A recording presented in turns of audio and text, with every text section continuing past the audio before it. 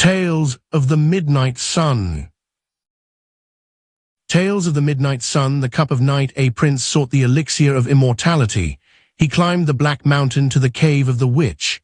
"Give me the drink that kills death," he commanded. The witch handed him a cup made of a human skull. Inside, the liquid was thick, black, boiling tar. It smelled of rot, old blood, and terrifying fear. "This is poison," shouted the prince. "I asked for nectar, Amrita." "It is the same liquid," croaked the witch. "To the coward, it is the poison of death. To the god, it is the wine of bliss. You must drink it to find out which one you are." The prince trembled. He wanted to live forever, but he was afraid to die even for a second. He threw the cup against the wall and ran away. He lived a long, safe life, and then he died, and the worms ate him.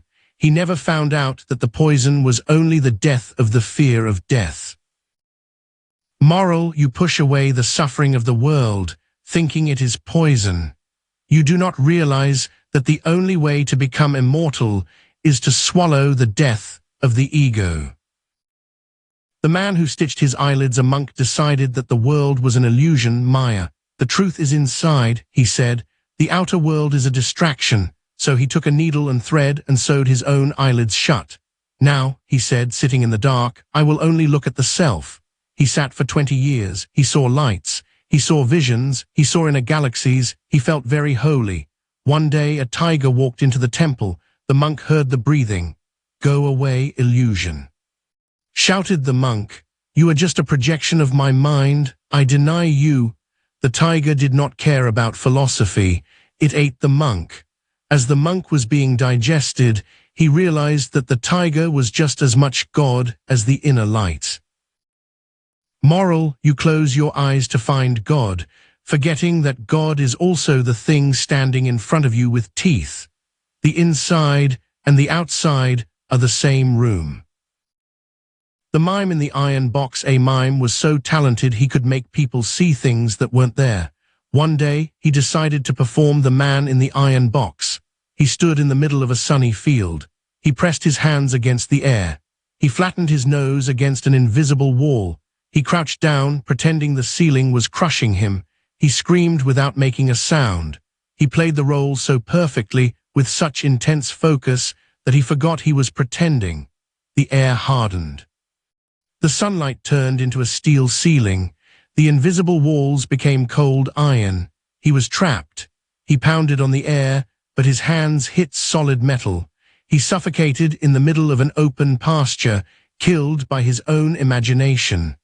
Passers-by found his body curled into a tiny cube shape, floating in the middle of the grass.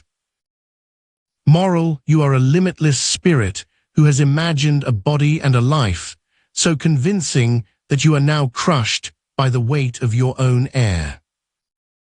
The river that flowed uphill, a waterfall, fell from a high cliff into a dark pool.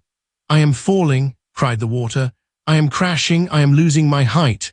The water hit the rocks and shattered into mist. It drifted there, broken and weeping. Then the sun came out. It touched the mist. "Surrender to the heat," whispered the sun. The water stopped trying to be a heavy, flowing river. It let go of its waterness. It became vapor. And then a miracle happened. The waterfall began to flow up. It rose out of the dark pool, higher than the cliff, higher than the mountain, turning into a white cloud in the heavens. "Look at me," shouted the vapor. "I fell down as a victim, but I rise up as a king." Moral: gravity pulls the ego down into the world. The fire of awareness turns the heavy water into steam, and the fall becomes a flight. The mirror that remembered a magic mirror was proud of its clarity, but it was also sentimental. "I see so many beautiful faces," it thought. "It is a shame to let them go when they walk away." So the mirror decided to keep the reflections. When a girl looked into it, the mirror held her image. When an old man looked, it held his wrinkles. Layer upon layer, the mirror hoarded the images. "I am rich," thought the mirror. "I contain multitudes." But soon the layers of faces became a thick, gray sludge. The mirror became black. When a new person walked up to it, they saw nothing but a dark, muddy confusion. They threw the mirror in the trash. for it had lost its only function, to be empty enough to reflect the now. Moral, you hold onto your memories, thinking they are your wealth, but a mind full of the past is like a mirror painted black. You must be empty to be true. Exile.